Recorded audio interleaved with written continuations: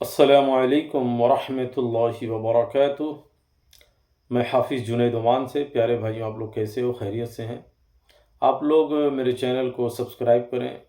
Share करें, like करें, comments ज़रूर किया करें। आज बहुत ही प्यारी हदीस लेकर आए हैं कि रसूलुल्लाह सल्लल्लाहु अलैहि वसल्लम ने इरशाद फरमाया कि हम अगर तुम में से किसी भी शख्स को किसी भी काम पर मामूर करें और वो जिस पर हमने मामूर किया है काम पर, वो अगर उस काम में एक सुई या उससे भी कोई छोटी चीज़ छुपा ले या चुरा ले, छुपाना मतलब चुरा लेना, छुपा लेना, अगर वो ये खयानत करता है तो रोज़े क़यामत उसको वो चीज़ लेकर हाजिर होनी पड़ेगी। अब जाहिर सी बात है कि अगर आप चूंकि कहीं काम पर मामूर हैं और वहाँ से आपने खयानत कर दी, छुपा लिया कोई चीज़, तो अल्लाह के रसूल का क्या फरमान है कि रोज़े क़यामत वो चीज़ लेकर हाजिर होनी पड़ेगी, चाहे वो एक सुई या उससे भी कोई छोटी चीज़ क्यों ना हो। ये हदीस सही मुस्लिम की है और मिशकात में भी ये हदीस आई है। अब ये हदीस उन लोगों के लिए ख़ास तौर से उन लोगों के ऊपर फिट बैठती है जो लोग अगर कहीं जॉब करते हैं, जो लोग कहीं काम करते हैं, उनको किसी ओहदे पर फायज किया गया है, उनको किसी काम पर मामूर किया गया है, और अगर वो लोग जहां वो जॉब करते हैं, जहां वो काम करते हैं,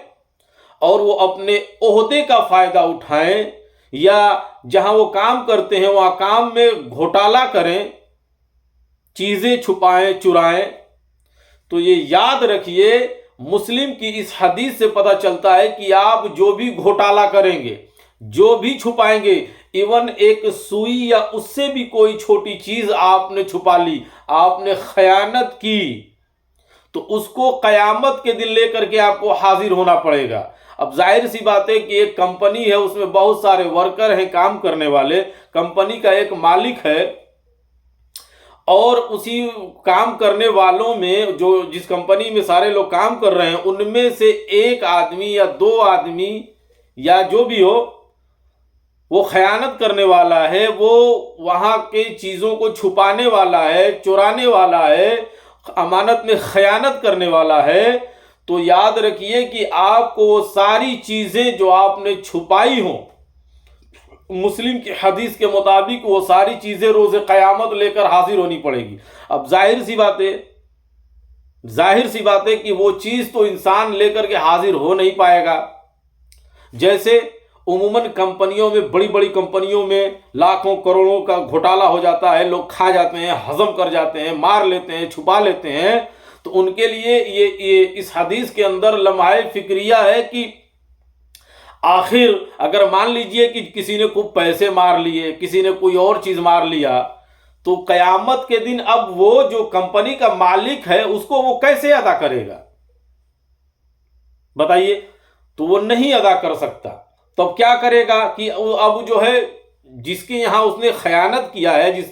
जिसके यहाँ उसने चीज़ों को छुपाया है, चुराया है, गबन किया है, घोटाला किया है, तो रोज़े क़यामत के दिन अब जाहिर सी बात है वो चीज़ दे नहीं पाएगा, तो वो आदमी उसकी सारी नेकियों को ले लेगा। बचेगा क्या इसके पास? 0/0, कुछ भी नहीं बचेगा। अब ये क़यामत के दिन बहुत सारी नेकियों का अंबार लेकर पहुंचा हुआ, पहाड़ की वजन की इतना नेकी लेकर पहुंच गया, लेकिन ये घोटाला खोर है, घोटाला करने वाला है, मारने वाला है, चोरी करने वाला है, खयानत करने वाला है। तो अब इसका अंजाम क्या होगा कि चाहे ये जितनी भी नेकियां लेकर के पहुंच जाए, इसकी सारी नेकियां उस घोटाले की वजह से छीन ली जाएंगी, और क्या किया जाएगा, इसकी सारी नेकियां छीन करके उसको दे दिया जाएगा जिसके यहाँ इसने घोटाला किया है। तो अगर आपको अपनी नेकियों को बचाना है, आपको जहन्नम में जाने से बचना है, तो اس حدیث کے بابت آپ کو پیغام سنا دیا گیا ہے کہ اگر آپ نے ایسی غلطی کر دی تو غلطی کا ازالہ بھی کریے اور معافی تلافی بھی کریے۔ اگر آپ نہیں کرتے ہیں، اگر ازالہ نہیں کرتے ہیں، اگلا آپ کو معاف کر دیتا ہے تو الحمدللہ۔ اگر آپ ایسی غلطی کرنے کے بعد ہٹ دھرمی کے بھی شکار ہو گئے ہیں تو پھر یاد رکھیے آپ اپنی نیکیوں کو بچا نہیں پائیں گے میاں، آپ کی نیکیاں بچ نہیں پائیں گی، ساری کی ساری نیکیاں آپ سے چھین لی جائیں گی۔ اگر آپ نے ایک سوئی یا اس سے بھی کوئی چھوٹی چیز کا بھی گبن کیا ہوگا، چھپایا ہوگا، اس کو بھی لے کر حاضر ہونا پڑے گا۔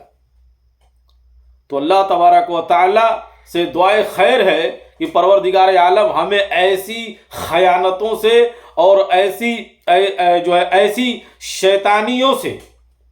اللہ تبارک و تعالی ایسے فضول کاموں سے، ایسے بیکار اور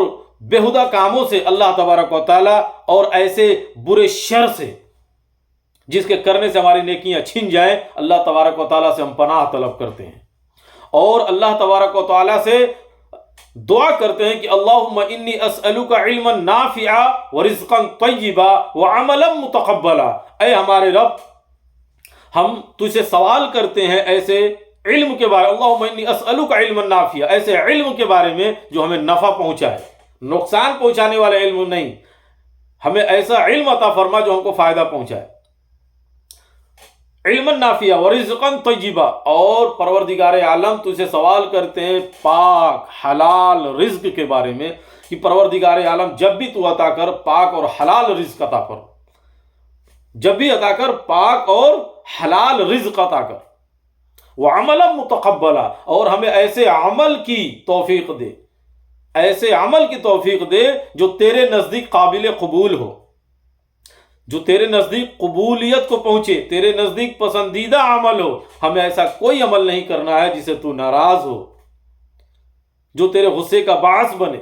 پروردگار ہمیں ایسا ہی عمل کرنے کی توفیق عطا فرما جس کو تو قبول فرمائے، جو تیرے نزدیک قابل قبول ہو، مقبول ہو۔ آمین۔ السلام علیکم ورحمۃ اللہ وبرکاتہ۔